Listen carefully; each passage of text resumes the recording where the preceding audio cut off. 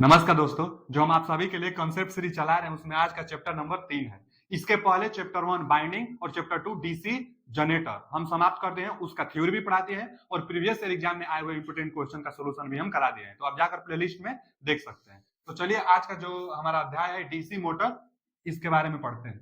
DC motor जानने से पहले आप डीसी मशीन को जानिए। डीसी मशीन क्या होता है बाबू? मशीन क्या होता है? जो एक प्रकार की एनर्जी को दूसरे प्रकार की एनर्जी में कन्वर्ट करे उसको मशीन कहते हैं।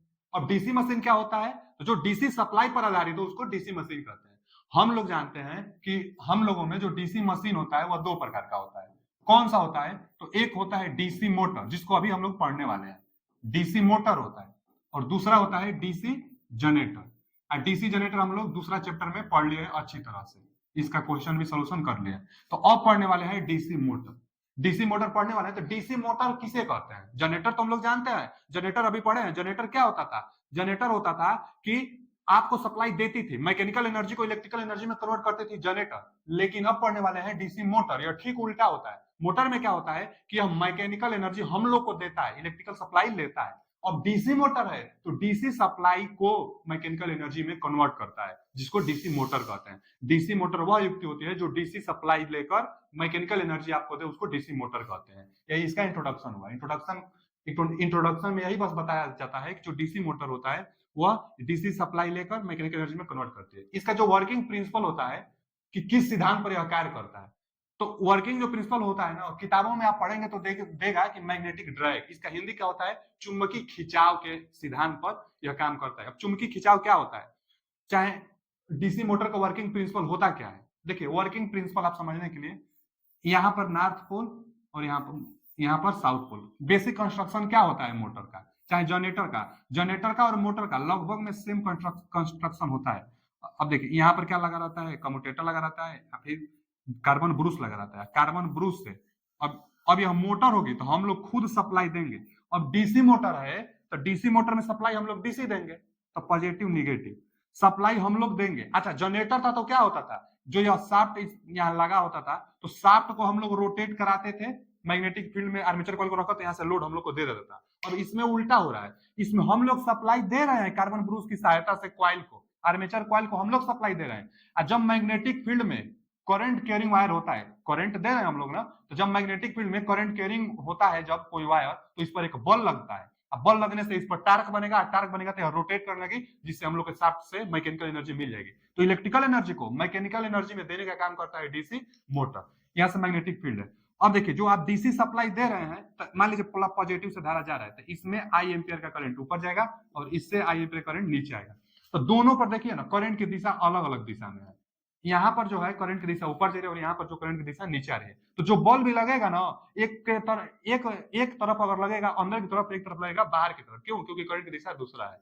लारेंज साहब थे, जो लारेंज बल का एक नियम आता है। लारेंज बल क्या था कि किसी मैग्नेटिक फील्ड में, कोई मैग्नेटिक फील्ड है, किसी मैग्नेटिक फील्ड में जब करंट कैरिंग वायर आता है, यह एक मैग्नेटिक फील्ड है और इसमें करंट कैरिंग वायर है। करंट कैरिंग वायर का मतलब क्या होता है? करंट कैरिंग मतलब वह वायर जिसमें धारा हो, उसको करंट कैरिंग वायर कहते हैं। तो जब किसी मैग्नेटिक फील्ड में करंट कैरिंग वायर हो, मतलब धारावाही चालक तार हो, तो इस पर एक बल लगता है। और यह बल कितना होता है? तो ए बराबर IBL sine theta. IBL sine theta यह लारेंज बल है। और इसी लारेंज बल पर वर्किंग प्रिंसिपल होता है डीसी मोटर का। क्योंकि मैग्नेटिक फील्ड में करंट कैरिंग वायर चाहिए, तो यहाँ एकदम ठीक है, नॉर्थ से साउथ है, तो यहाँ से यह क्या हुआ है? तो यह है मैग्नेटिक फील्ड, यह है magnetic field lines. Magnetic field lines में हम लोग डीसी सप्लाई कॉइल को दे रहे हैं, तो चुंबकीय क्षेत्र में करंट कैरिंग वायर होने से इस पर एक बल लगता है। इसी बल के कारण इसमें टार्क बन जाती है। तो हम लोग कह सकते हैं लारेंज बल पर आधारित है, चाहे मैग्नेटिक ड्रैग मतलब खिंचाव पर आधारित है इसका वर्किंग प्रिंसिपल। अब रही बात की जो बल लगेगी, जो टार्क बनेगा, उसकी दिशा कैसे निकालेंगे? तो फ्लेमिंग के लेफ्ट हैंड रूल से, मोटर में कई बार क्वेश्चन पूछता है कि डीसी मोटर में टार्क की दिशा किस नियम से ज्ञात करते हैं? तो डीसी मोटर में टार्क की दिशा फ्लेमिंग के लेफ्ट हैंड रूल से ज्ञात करते हैं। हम बताए भी हैं और यहां भी देख लीजिए कि जो लेफ्ट हैंड रूल होता है इसमें यही क्या बताता है? जो रोटेशन होगी ना, किस दिशा में रोटेशन होगी, उसकी मोशन की दिशा बताता है। यह हमेशा मैग्नेटिक फील्ड को बताता है, बी को। और यह क्या है? दी जाने वाली धारा की दिशा को बताएगा। दी जाने वाली धारा की दिशा को लेफ्ट हैंड रूल हम लोग अगर लगाएंगे तो तीनों आपस में लंबवत होनी भी चाहिए। यह मोशन की दिशा को या मैग्नेटिक फील्ड को, और यह क्या होगा? तो यह करंट की धारा की दिशा को। तो यहाँ देखिए, करंट कैसे है, करंट ऊपर में, तो करंट ऊपर में हम कर लिए, यह करंट की दिशा को, मैग्नेटिक फील्ड उधर है तो मैग्नेटिक फील्ड उधर, करंट ऊपर, मैग्नेटिक फील्ड यह उधर है तो उधर कर लिए, अंगूठा उधर दिखा रहा है, तो इसका मतलब यहाँ पर जो बल लगेगा अंदर की तरफ, यहाँ ठीक विपरीत दिशा में है तो यहाँ पर बल लगेगा बाहर की तरफ, यहाँ पर बल अंदर की तरफ, यहाँ पर बल बाहर की तरफ, तो यह ऐसे रोटेट करेगा। जब एक ही अक्ष पर रोटेट करने लगते हैं कोई डिवाइस तो टार्क बन जाता है, तो शाफ्ट की सहायता से आपको टार्क दे देगा। तो उम्मीद है वर्किंग प्रिंसिपल आप समझे होंगे, वर्किंग प्रिंसिपल आप समझे होंगे। वर्किंग प्रिंसिपल क्या होता है, तो बस वर्किंग प्रिंसिपल ये है कि जब किसी मैग्नेटिक फील्ड में करंट कैरिंग वायर होता है तो इस पर एक बल लगने लगता है जिससे टार्क बन जाती है। यह लैरेंज बल पर आधारित होता है और इसकी दिशा ज्ञात करने के लिए, टार्क की दिशा ज्ञात करने के लिए फ्लेमी के लेफ्ट हैंड रूल का प्रयोग किया जाता है। अगला जो टॉपिक है कंस्ट्रक्शन ऑफ डीसी मोटर, तो ठीक जो डीसी मोटर का कंस्ट्रक्शन है यही डीसी जनरेटर का कंस्ट्रक्शन था। मतलब सबसे बाहर योक होता है जो छोटी मशीनों में कास्ट आयरन और बड़ी मशीनों में कास्ट स्टील का प्रयोग किया जाता है, या मैकेनिकल चोट से भी सुरक्षा प्रदान करता है और 5/2 फ्लक्स पाथ का भी प्रदान करता है। जैसे यह सबसे बाहर जो भाग है ना योक का कार्य करता है। यह पोल है 1 2 और यहां से देखिए यह एक 3 और यह एक 4, यह पोल है। अब जो पोल से मैग्नेटिक फील्ड लाइंस बनती है ना, तो जो योग होता है योग के रास्ते से भी 5/2 फ्लक्स जाता है, यानी योग जो होता है फ्लक्स पाथ का भी बिहेवियर दर्शाता है। योग होता है, फिर पोल होता है, पोल पर बाइंडिंग की जाती है, या इंटरपोल होता है, इसमें भी आर्मेचर रिएक्शन होता है जिसको कंट्रोल करने के लिए इंटरपोल लगाई जाती है। इंटरपोल आर्मेचर के साथ सीरीज में कनेक्टेड होता है, इसमें कम टर्न होता है। फिर यह रोटर होता है, रोटर पर जो रोटर होता है उसमें जो आर्मेचर बाइंडिंग की जाती है, आर्मेचर कॉइल होता है, शाफ्ट होता है, शाफ्ट से हम लोग मैकेनिकल ले लेते हैं। तो जब जो डीसी मोटर पड़ा होगा ना, जो डीसी जनरेटर पड़ा होगा, डीसी जनरेटर का सेम कंस्ट्रक्शन इसका भी होता है, डीसी मोटर का भी। आगे इसमें एक सबसे बड़ा जो और इंपोर्टेंट टॉपिक है, जो जनरेटर से, डीसी जनरेटर से जो अलग इस टॉपिक को करता है वह है बैक ईएमएफ। बैक ईएमएफ किसे कहते हैं और बैक ईएमएफ से बहुत ज्यादा क्वेश्चन बनता है। तो पहले आप बैक ईएमएफ को समझिए। देखिए बैक ईएमएफ को समझाने के लिए आप, हम मोटर का ना शंट जो टाइप का मोटर है, जो शंट टाइप का मोटर है, इसके कंस्ट्रक्शन को बना रहे हैं, मतलब वर्किंग डायग्राम को। तो देखिए यहां से, अच्छा जो कोई भी मोटर है हम जानते हैं जो मोटर होगी उसको हम लोग डीसी सप्लाई देंगे। मोटर है ना, यह शंट मोटर हम बनाए हैं, आगे देख लेंगे इसका टाइप। यह शंट मोटर है, यहां से हम लोग डीसी सप्लाई देंगे। मान लीजिए वी वोल्ट का डीसी सप्लाई दे रहे हैं, वी वोल्ट इसको हम लोग दे रहे हैं, पॉजिटिव से सप्लाई आता है, यहां से क्या हो रहा है, यहां से सप्लाई आ रही है, यह सप्लाई आ रही है। अब यह जो आर्मेचर है इसमें धारा जाएगी तो कभी भी मोटर में जो करंट की दिशा बनाई जाती है नीचे में है। मोटर जनरेटर होता तो ऊपर में बनाते क्योंकि लोड को देना है। यहाँ से सप्लाई हम लोग मोटर में सप्लाई दे रहे हैं, तो यहाँ से जो धारा आएगी, इसमें जो धारा आएगी आईए होगी आर्मेचर करंट, और यहाँ से जो आगे जा रही है धारा, तो यह शंट फील्ड बाइंडिंग है ना, तो इसमें जो धारा जाएगी वो शंट करंट, शंट में फील्ड बाइंडिंग में जो धारा जाएगी शंट करंट।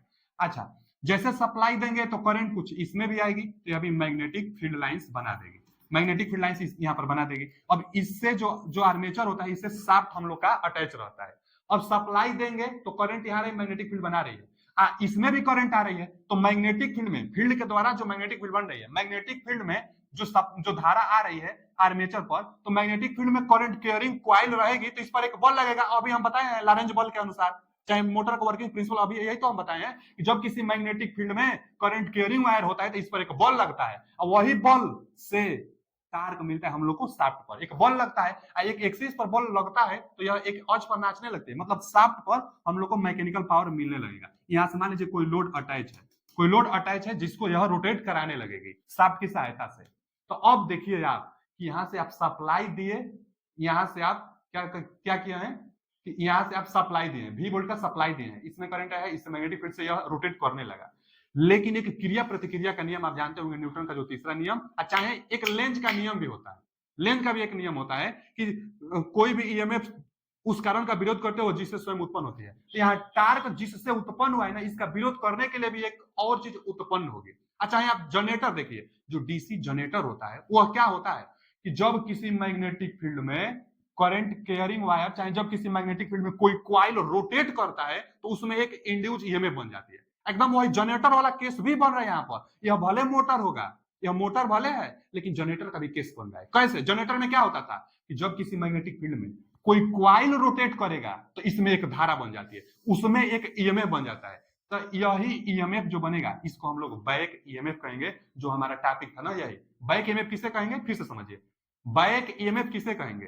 तो बैक ईएमएफ जब किसी मैग्नेटिक फील्ड में कॉइल रोटेट करता है तो इस पर एक इंड्यूस ईएमएफ बन जाती है, वही इंड्यूस ईएमएफ बैक ईएमएफ कहलाता है। यह क्यों बना? क्योंकि मैग्नेटिक फील्ड में कॉइल रोटेट कर रही है। लेकिन यह बैक ईएमएफ उस चीज का विरोध करेगी जिससे यह उत्पन्न हो रही है। तो बैक ईएमएफ किससे उत्पन्न हो रही है? जो कॉइल रोटेट कर रही है उससे। कॉइल रोटेट किससे कर रही है? तो यह धारा के कारण। धारा, जो धारा आ रही है, जो यहां से सप्लाई से धारा आ रही है, यहां से मैग्नेटिक फील्ड बना, मैग्नेटिक फील्ड में यह कॉइल रोटेट कर रही है, इसलिए। तो मेन कारण तो वह वोल्टेज है। वोल्टेज के कारण ही धारा आया तभी यह रोटेट करने लगा। स्टार्टिंग में रोटेट तो कर नहीं रहा था। स्टार्टिंग में इसको हम लोग को सप्लाई दिया है, मैग्नेटिक फील्ड बना है। मैग्नेटिक फील्ड में उसके बाद यह एक बल लगा, बल लगने से यह टार्क बनाया तो इसी का विरोध करने के लिए एक ईएमएफ इंड्यूज हुआ। तो यह ईएमएफ इंड्यूज होने का कारण वह सप्लाई वोल्टेज था। तो जो बैक ईएमएफ होगा हमेशा उसका विरोध करेगा। बैक ईएमएफ इस जो सप्लाई वोल्टेज उसका विरोध करेगा। इसीलिए यहां पर जो बैक ईएमएफ बनता है, इसका पॉजिटिव टर्मिनल ऊपर और निगेटिव टर्मिनल नीचे रहता है यहां पर। अब बैक ईएमएफ को ईबी से डिनोट करते हैं। ईबी, इसी को काउंटर ईएमएफ भी कहते हैं। बैक ईएमएफ को काउंटर ईएमएफ, मैग्नेटिक फील्ड में कॉइल रोटेट करने लगा इसलिए बन गया। यह किसका विरोध करेगा? जिससे उत्पन्न हो रहा है। किससे उत्पन्न हो रहा है? तो यहाँ पर टार्क बना इसी का विरोध करने के लिए, क्रिया प्रतिक्रिया के नियम के कारण। यहां से सप्लाई दी है धारा, इसलिए उसका विरोध कर रहा है। तो यह बैक ईएमएफ है। अच्छा, आगे देखिए, अगर यहाँ पर जो बैक ईएमएफ होता है, यह इंड्यूज एक प्रकार का ईएमएफ ही है।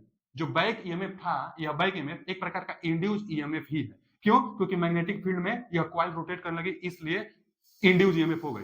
तो जनरेटर में जो इंड्यूज ईएमएफ होती थी, उसका जो फॉर्मूला होता था, वही सेम फॉर्मूला इसके लिए भी वैलिड होगा, क्योंकि एकदम सेम उसी की तरह यह भी एकदम कार्य निभा रहा है। जो वहां पर था वही चीज यहाँ पर भी है। यहाँ पर भी कॉइल में कॉइलों की संख्या होगी। मतलब क्या फॉर्मूला होगा, लिख देते हैं। जो बैक ईएमएफ होगा, बैक ईएमएफ का formula phi Z N P बटा में 60 ए। तो देखिए, ए आर्मेचर का एरिया कुछ ना कुछ होगा ही, पी जो कितना पोल का होगा, जो हम बताए कंस्ट्रक्शन सेम होता है, तो पोल होगा, एन कंडक्टर की संख्या, जेड क्या है, जेड कंडक्टर संख्या, एन आरपीएम है, कितना स्पीड से रोटेट कर रही है। उसके बाद फाई क्या है, तो फ्लक्स है, कितना फ्लक्स बन रहा है यहाँ पे। तो ईबी क्या हुआ, बैक ईएमएफ हुआ। तो सेम फार्मूला बन रहा है, क्योंकि हर एक चीज तो जनरेटर वाला है, इसलिए सेम फार्मूला बन रहा है। अब बैक ईएमएफ होता क्या है, तो सप्लाई वोल्टेज का विरोध करता है, क्योंकि उसी के कारण यह उत्पन्न हुआ। हम लोग को यहाँ पर टार्क भी मिल रहा है, मतलब टार्क का ही विरोध कर रहा है। टार्क बना इसीलिए बैक ईएमएफ बना।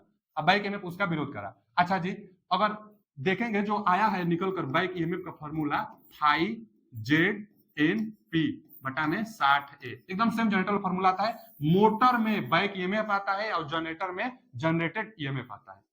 अब जो बैक ईएमएफ होगा, ध्यान से देखिए, कंडक्टर की संख्या तो फिक्स होता है। अब आर्मेचर में जो कॉइल होगी उनमें कंडक्टर की संख्या फिक्स रहेगी।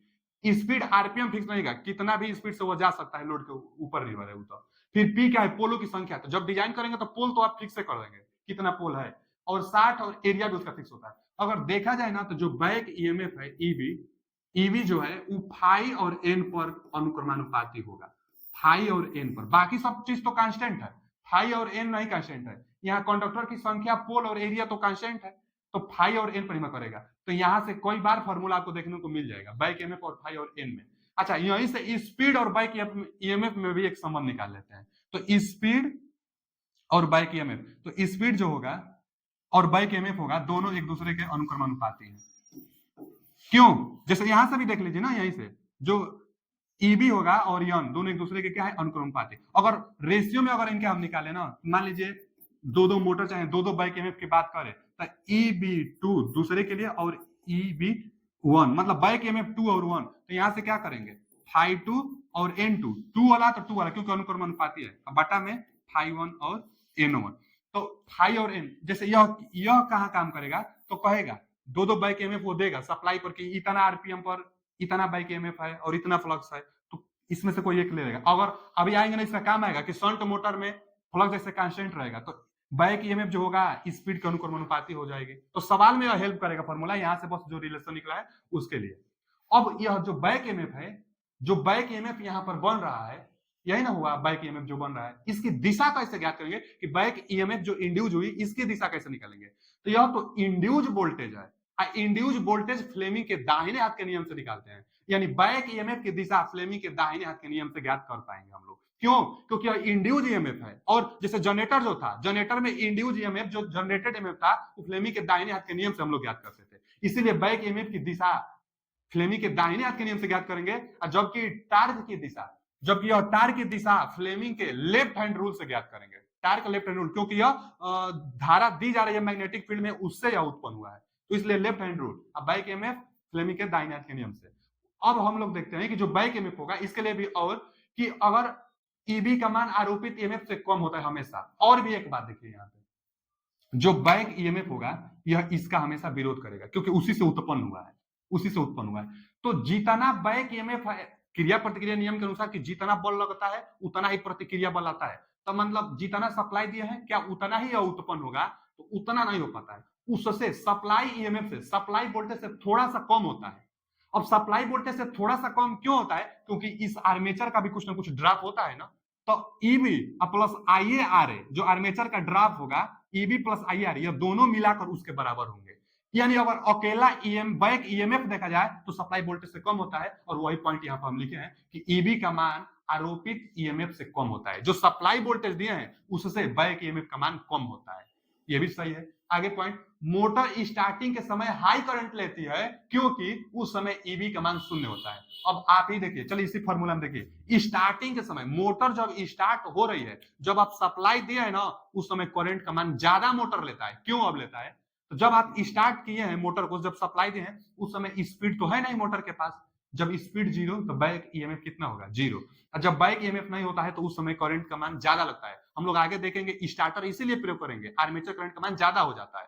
अभी जब टाइप्स हम पढ़ाएंगे वहां से भी लिंक करेंगे। तो वही बात लिखा है कि मोटर स्टार्टिंग के समय हाई करंट लेती है। आगे भी बता देंगे क्यों लेंगे, अभी तक बस कारण जानिए कि बैक ईएमएफ का मान शून्य होता है। अब बैक ईएमएफ का मान शून्य क्यों, क्योंकि स्टार्टिंग के समय स्पीड जीरो। जब स्टार्टिंग के समय स्पीड जीरो तो बैक ईएमएफ जीरो होगा। यही दोनों पॉइंट लिखे हैं जो कि बहुत इंपॉर्टेंट था। तो बैक ईएमएफ उम्मीद है समझ में आया होगा आपका। बैक ईएमएफ सप्लाई वोल्टेज का विरोध करता है, इसके लिए भी जो फॉर्मूला होता है 5 बटा में 60 होता है। आगे अब टार्क, तो देखिए टार्क किसे कहते हैं। टार्क अगर किसी एक्सिस पर, जैसे एक यहां पर बल लग रहा है और एक मान लीजिए इधर बल लग रहा है, एक तो एक ही एक्सिस पर अगर बल लगते होंगे, एक ही एक्सिस का मतलब यह एक 180 अंश के एक्सिस पर है, तो यह भी एक 180 अंश के एक्सिस पर है। तो क्या होगा ना जी, कि जैसे इन दोनों का जो परिणामी होगा, इसी को मान लीजिए यहां पर, तो एक बल अगर नीचे में लग रहा है और एक बल अगर ऊपर में लग रहा है, तो एक जो एक्सिस होगा यहाँ, यह दोनों रोटेट करने की कोशिश करेंगे। तो यहाँ पर टार्क कहा जाता है कि रोटेटिंग टार्क बन रहा है। एक बल यदि ऊपर में है और एक बल नीचे में है, तो यह जाहिर सा है कि थोड़ा सा वो यह घूमने की प्रयास करेगा। तो यही मोटर में होता है, एक बल अंदर की तरफ, एक बल बाहर की तरफ लगता है, तो दोनों क्या करते हैं, घूमने का प्रयास करने लगते हैं और मोटर घूमने लगता है। तो जिस जिस अक्ष पर मोटर घूमने लगता है वहीं से टार्क बनता है। तो टार्क का फॉर्मूला क्या होता है कि जितना बल लग रहा है, दोनों बल बराबर होते हैं, जितना बल लग रहा है टार्क को टाउ से डिनोट करते हैं, और टार्क का बराबर जो बल लग रहा है वो बल अगुणे बीच की इनकी लंबवत दूरी। तो जो बीच की लंब, अब वो भी कहां से, तो जैसे अब यहां से लग रहा है ना, तो ये वाला दूरी, मतलब अगर एक्सिस से जहां से रोटेट कर रही है और जहां जितना दूर पर बल लग रहा है, यह दोनों बराबर होते हैं, ये वाला दूरी। तो बल गुणे दूरी टार्क, इसीलिए टार्क का मात्रा कई बार पूछता है तो न्यूटन मीटर। टार्क का फॉर्मूला बल गुणे लंबवत दूरी, बल गुणे लंबवत दूरी, और दूरी का मात्रक मीटर और बल का मात्रक न्यूटन। तो न्यूटन मीटर टार्क का मात्रक होता है।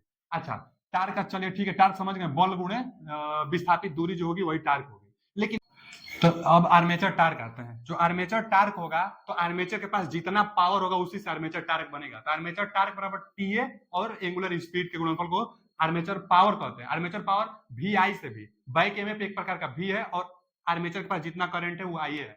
तो EB और IA, EB बैक ईएमएफ और IA, P बराबर VI से। तो यहीं से ना टार्क बराबर फॉर्मूला निकल कर ये आता है। तो यहां से देखने को यह मिलता है कि जो टार्क होता है, जो आर्मेचर का जो टार्क होगा, फाई और आईए पर निर्भर करता है। तो यह रिलेशन बहुत इंपॉर्टेंट है, इसको जानते रहिएगा कि जो टार्क होता है ना, आर्मेचर करंट जो टार्क होता है वो आर्मेचर धारा पर निर्भर करता है। आर्मेचर टार्क आर्मेचर धारा और फ्लक्स पर निर्भर करता है। एक फॉर्मूला जो ये हम बताए थे, EB बराबर फाई ZNP बटा में 60A, यह क्या था, बैक ईएमएफ जो इंड्यूस हुआ था आर्मेचर के पास। तो यहां से अगर हम बताए थे कि जो बैक ईएमएफ था, बैक ईएमएफ यह किस पर निर्भर करता है बाबू, तो स्पीड और फ्लक्स पर, स्पीड और फ्लक्स पर, क्योंकि जेड और पोल ये सब तो कांस्टेंट होता है। तो यहां से जो ना स्पीड था, जो स्पीड था वो फाई इसके बटा में आ जाएगा। तो EB बटा में फाई, तो स्पीड EB बटा फाई।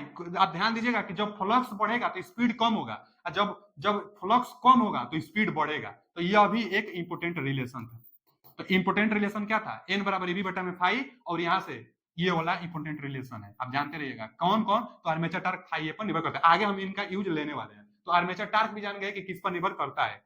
अब आगे आते हैं कि जो डीसी मोटर होगा यह कितने प्रकार का होता है। क्लासिफिकेशन ऑफ डीसी मोटर, तो मुख्य रूप से 3 प्रकार से इसमें पढ़ा जाता है। कौन? एक सीरीज मोटर, दूसरा शंट मोटर और तीसरा कंपाउंड मोटर।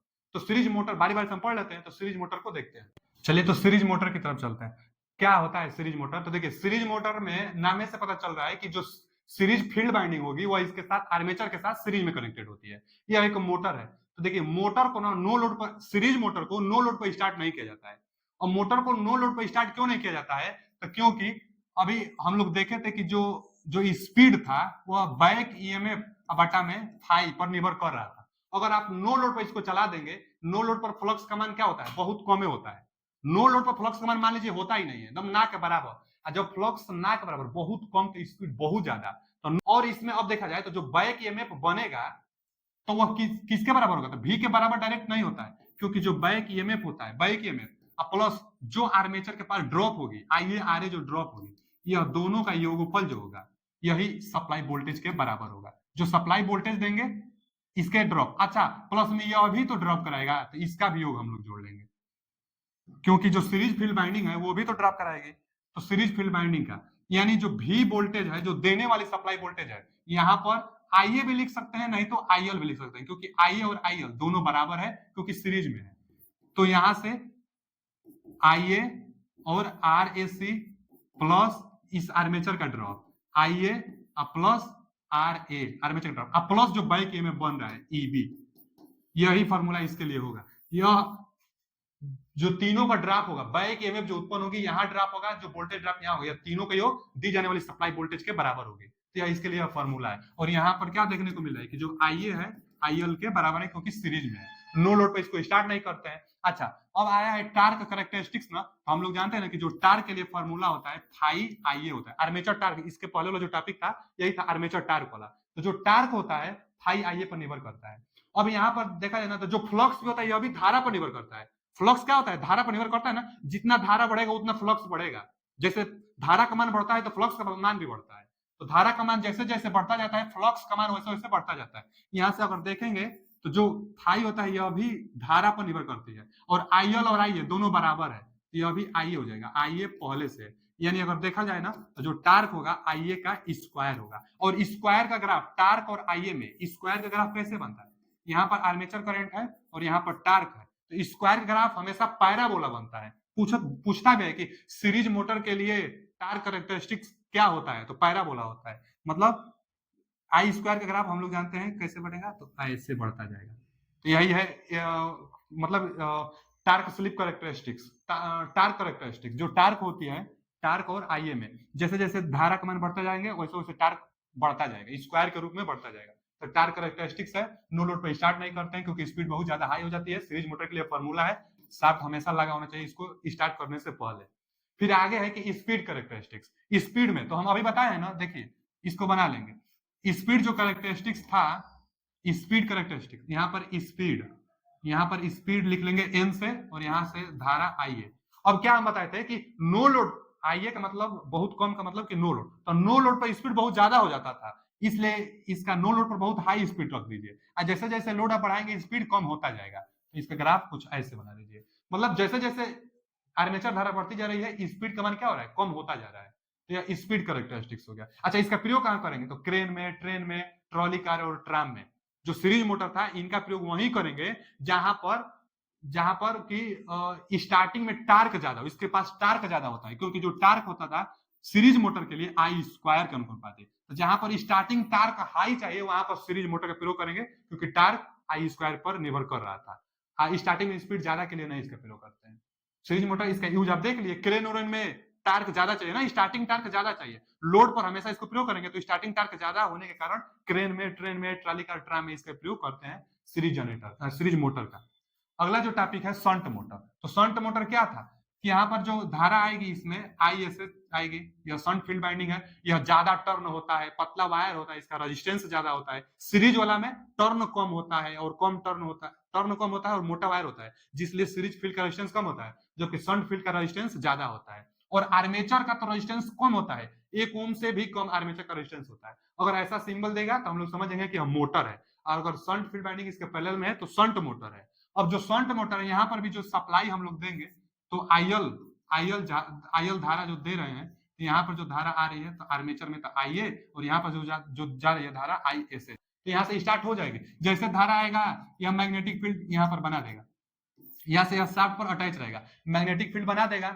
जब धारा आर्मेचर में आएगी, मैग्नेटिक फील्ड में जब करंट कैरिंग वायर आएगी तो इस पर बॉल लगेगा, रोटेट करेगा, उसके बाद हमारा लोड लगा रहेगा तो लोड पर फिर नचाने लगेगा। इसको अच्छा, अब यहाँ पर अगर देखा जाए ना तो इसके लिए फॉर्मूला क्या होगा, शंट के लिए, शंट धारा के लिए फॉर्मूला क्या होगा, तो आई एस एस बराबर शंट धारा, तो यह इसके साथ पैरेलल में है। जो सप्लाई वोल्टेज है वही वोल्टेज, सप्लाई वोल्टेज बटा में इसका प्रतिरोध, इसका प्रतिरोध यदि आर एस एच है, आर शंट का प्रतिरोध, तो यही शंट धारा होगी। अब देखिए शंट धारा ही फील्ड धारा है, तो अब देखिए जो सप्लाई वोल्टेज है उसको हम लोग नहीं छेड़ सकते हैं, सप्लाई वोल्टेज लगभग में कांस्टेंट ही होती है, तो सप्लाई वोल्टेज कांस्टेंट है और शंट का जो फील्ड रेजिस्टेंस होगा ये तो कांस्टेंट होगा ही, तो इसका मतलब कि शंट धारा कांस्टेंट है, और धारा कांस्टेंट तो इसमें फ्लक्स कांस्टेंट होता है, तो इसमें फ्लक्स कांस्टेंट होता है तो क्या निकल कर आता है, देखिए हम लोग जानते हैं, पहले तो ये फॉर्मूला देखिए कि जो ईबी था, ईबी बराबर फाई जेड एन पी बटा में 60 है, यहीं से क्या निकल कर आया था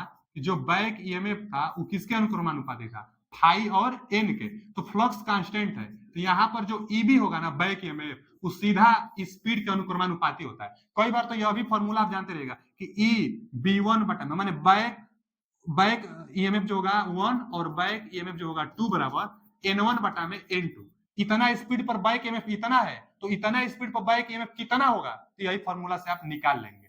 माने बैक ईएमएफ स्पीड के अनुक्रमानुपाती होता है शंट मोटर में। अच्छा, शंट मोटर में फ्लक्स कांस्टेंट तभी होगा जब जो सप्लाई वोल्टेज है वो कांस्टेंट है तब। अगर by the way supply voltage constant नहीं है, जब सप्लाई वोल्टेज कांस्टेंट नहीं होगा तब ये फॉर्मूला नहीं लगाएंगे, तब यहाँ φ1 और φ2 भी रख लेंगे और उसके बाद हम लोग लगाएंगे।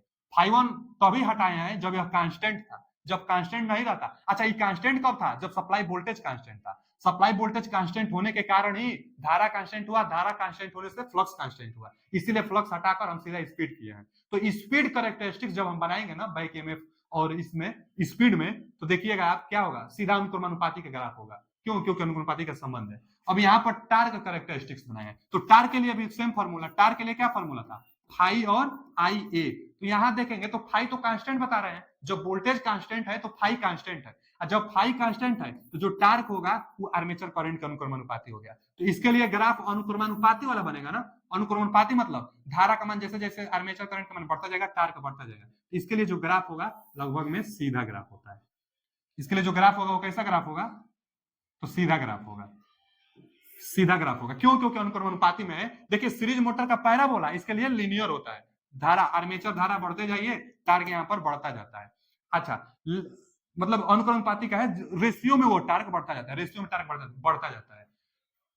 और अगला जो टॉपिक है स्पीड कैरेक्टरिस्टिक्स, यह तो है टार्क कैरेक्टरिस्टिक्स, जो आगे है अब देख लेते हैं इसका स्पीड कैरेक्टरिस्टिक्स। तो स्पीड कैरेक्टरिस्टिक्स क्या होगा, स्पीड जो अभी था, जो बैक ईएमएफ था एन का अनुक्रमानुपाती था, यहाँ पर देख लेंगे जो बैक ईएमएफ था स्पीड के अनुक्रमानुपाती था, तो इसमें जो ग्राफ बनता है ना वो स्पीड कैरेक्टरिस्टिक्स का, स्पीड और आर्मेचर करंट जो होगी और स्पीड जो होगी तो लगभग कांस्टेंट स्पीड देता है, क्योंकि फ्लक्स कांस्टेंट है तो धारा कांस्टेंट है, मतलब फ्लक्स कांस्टेंट होते हैं ना शंट में, तो शंट के लिए फ्लक्स जब कांस्टेंट होती थी तो स्पीड इसका भी कांस्टेंट, लेकिन आर्मेचर रिएक्शन और ड्रॉप के कारण थोड़ा सा स्पीड बस कम होता है। मतलब पूछता है ना कि कांस्टेंट स्पीड के लिए किस मोटर का प्रयोग करेंगे, तो शंट मोटर का प्रयोग करेंगे कांस्टेंट। ये थोड़ा सा बस आर्मेचर रिएक्शन ड्रॉप के कारण थोड़ा सा बस स्पीड कम हुआ है, नहीं तो लगभग इसका स्पीड कांस्टेंट होता है। यहाँ टार्क भी हो सकता है क्योंकि आर्मेचर करंट और टार्क दोनों अनुक्रमानुपाती होते हैं, तो स्पीड इसका लगभग कांस्टेंट होता है। अच्छा, इसका प्रयोग कहाँ किया जाता है, तो लेथ मशीन में, प्रिंटिंग प्रेस में।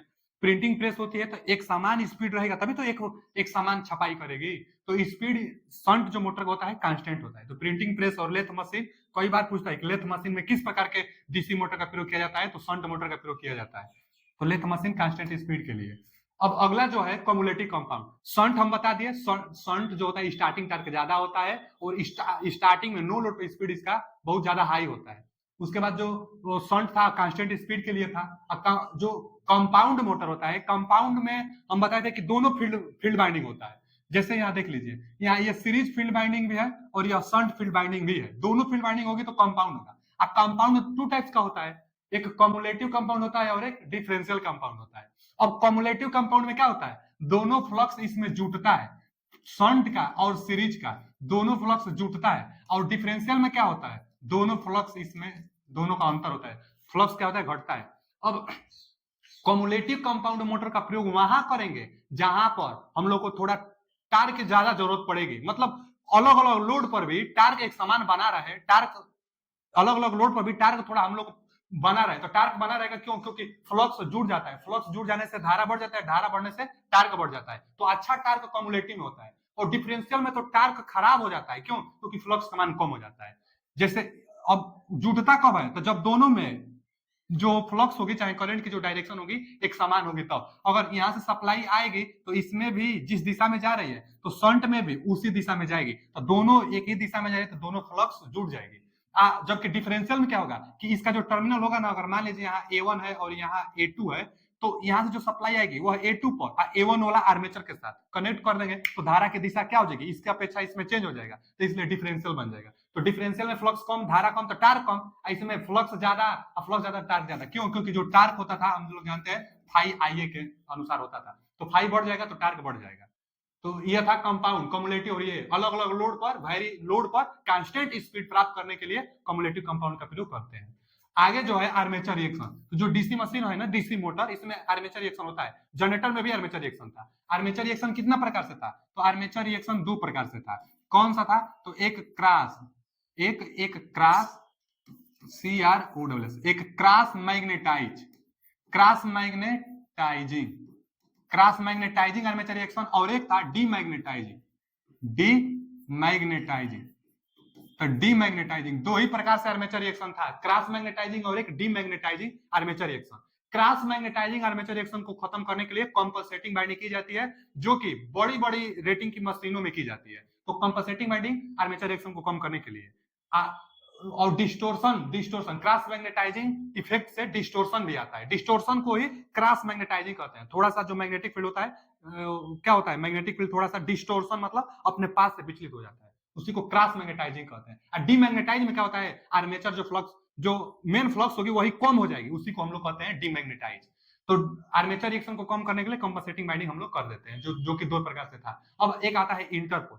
इंटरपोल क्या होता है, तो इंटरपोल भी कम्यूटेशन को भी कम करता है, प्लस में जो इंटरपोल होता है, इंटरपोल आर्मेचर रिएक्शन को भी कम करता है। जो मेन पोल के बीच में इंटरपोल बनाई जाती है, यह मोटर है, तो मोटर में जो इंटरपोल बनेगी, यहां से ये देख लीजिए इंटरपोल कहाँ था, देख लीजिए इंटरपोल को आप देखिए, यही था इंटरपोल ना, ये वाला जो था यही था इंटरपोल। तो जो इंटरपोल होते हैं ना, इसमें मोटर की दिशा में, अगर मान लीजिए ना कि बाय द वे अगर मोटर इस दिशा में चल रही है, एंटी क्लॉकवाइज में अगर मोटर चल रही है, तो यहाँ जो इंटरपोल है, तो इसके पीछे अगर इस तरह जा रहे थे, पीछे वाला जो पोल होगा वही पोल इंटरपोल में बनेगा। और जनरेटर में क्या होता था, जनरेटर में आगे वाला इसका जो पोल होगा, मेन पोल का जो ध्रुव होगा, वही इंटरपोल में बनता था। और इंटरपोल आर्मेचर के साथ सीरीज में होती है। कंपनसेटिंग बाइंडिंग यही पोल, मेन पोल सुपर की जाती है, यह भी आर्मेचर के साथ सीरीज में होती है। तो इंटरपोल आप जान गए, इंटरपोल कम्यूटेशन को कम करता है और प्लस में आर्मेचर रिएक्शन को भी कम करता है। इंटरपोल जो आर्मेचर के साथ सीरीज में कनेक्टेड होता है। तो इंटरपोल भी हम बता दिए, इंटरपोल क्या होता है। आगे अब आइए कम्यूटेशन।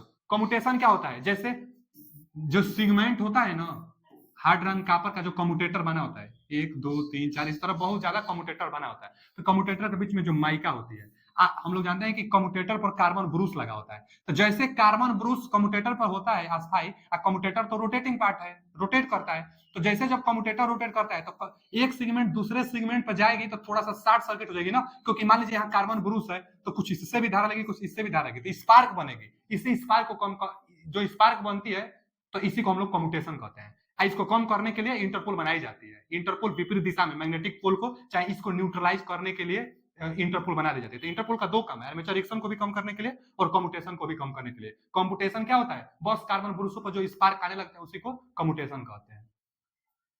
अच्छा, और एक बात जान लीजिए ना कि जो मोटर होता है, यह क्या चल रहा है, डीसी मोटर होता है। तो डीसी मोटर में जो कम्यूटेटर होगा, जो कम्यूटेटर होता है डीसी मोटर में, यह कैसे काम करता है, इन्वर्टर की बात है। क्योंकि जो हम लोग सप्लाई देते हैं डीसी सप्लाई, जो हम लोग देते हैं वो डीसी सप्लाई, लेकिन कम्यूटेटर डीसी को एसी में कन्वर्ट करके अंदर सप्लाई भेजता है। तो जो डीसी मोटर होता है, इसमें जो कम्यूटेटर का कार्य कार्य होता है डीसी को एसी में चेंज करना। तो आप डीसी मोटर में ध्यान दीजिएगा कि डीसी मोटर में कम्यूटेटर का कार्य डीसी को एसी में चेंज करना, जबकि डीसी जनरेटर में कम्यूटेटर का कार्य था कि एसी को डीसी में करना। अब आगे आते हैं स्टार्टर फॉर डीसी मोटर। देखिए स्टार्टर का प्रयोग डीसी मोटर में किया जाता है। स्टार्टर के नाम से पता चल रहा है कि यह स्टार्ट करने वाला यंत्र होता है। स्टार्टर क्या है? स्टार्ट करने वाला एक यंत्र होता है। अब स्टार्टर का प्रयोग डीसी मोटर में किया क्यों जाता है? तो स्टार्टर का प्रयोग इसलिए किया जाता है क्योंकि स्टार्टिंग टाइम में आर्मेचर करंट बहुत ज्यादा होता है। अब क्यों ज्यादा होता है? तो हम बताए हैं ना कि स्टार्टिंग के समय बैक ईएमएफ 0 होता है। बैक ईएमएफ स्टार्टिंग के समय 0 क्यों होता है? क्योंकि जो बैक ईएमएफ होता है वो फाई एन होता है। जो बैक ईएमएफ का फार्मूला था फाई जेड एन पी बटा में 60 ए, तो फाई और एन तो स्टार्टिंग के समय स्पीड 0 है। जब स्पीड 0 हो तो बैक ईएमएफ क्या हो जाएगा? Back EMF 0। स्पीड 0 तो बैक ईएमएफ 0। तो स्टार्टिंग के समय बैक ईएमएफ 0 होने के कारण जो आर्मेचर धारा होगी वो भी बटा में आर ए। आर ए क्या है? आर्मेचर का रेजिस्टेंस है। आर्मेचर का रेजिस्टेंस कम से कम होता है। जब आर्मेचर का रेजिस्टेंस कम से कम है, अब वोल्टेज तो भाई जितना आ रही है, अगर 220 वोल्ट आ रही है तो 220 वोल्ट, इसका 1 ओम मान लीजिए, 1 ओम से कम होता है लेकिन 1 ओम मान लीजिए, तो करंट कितना आ गया? आर्मेचर करंट लगभग 220 एम्पियर। बाप रे, बहुत ज्यादा करंट है आर्मेचर के लिए। 220 एम्पियर बहुत ज्यादा करंट है। तो इसी करंट को कंट्रोल आर्मेचर स्टार्टिंग टाइम में आर्मेचर करंट को कंट्रोल करने के लिए स्टार्टर का प्रयोग किया जाता है। स्टार्टिंग टाइम में आर्मेचर में करंट ज्यादा क्यों होता है? क्योंकि बैक ईएमएफ नहीं बनता है। तो क्वेश्चन पूछता है कि स्टार्टिंग टाइम में बैक ईएमएफ होता है कि नहीं? तो स्टार्टिंग टाइम में बैक ईएमएफ नहीं होता है क्योंकि स्पीड नहीं होता है। आर्मेचर करंट ज्यादा होता है, इसको कंट्रोल करने के लिए स्टार्टर का प्रयोग करते हैं। अब स्टार्टर कितने टाइप का होता है? Types of starter. तो जो मोटर डीसी मोटर का स्टार्टर होगा वह 3 प्रकार से होता है। 2 पॉइंट स्टार्टर जो सीरीज मोटर के लिए प्रयोग की जाती है, और एक आता है 3 पॉइंट स्टार्टर जो कि शंट मोटर के लिए प्रयोग किया जाता है, और उसके बाद आता है 4 point starter. 4 point starter shunt motor और कंपाउंड मोटर दोनों के लिए प्रयोग किया जाता है। शंट मोटर और कंपाउंड दोनों में प्रयोग किया जाता है। चलिए वीडियो लंबा ना हो सके इसलिए आज के लिए इतना ही। आगे हम इन स्टार्टरों के बारे में हम बता देंगे, उसके बाद स्पीड कंट्रोल बता देंगे, इंपोर्टेंट क्वेश्चन भी आगे हम आपके लिए लेकर आएंगे। तो अगला वीडियो में हम पूरा समाप्त कर देंगे। अभी के लिए थैंक यू, धन्यवाद।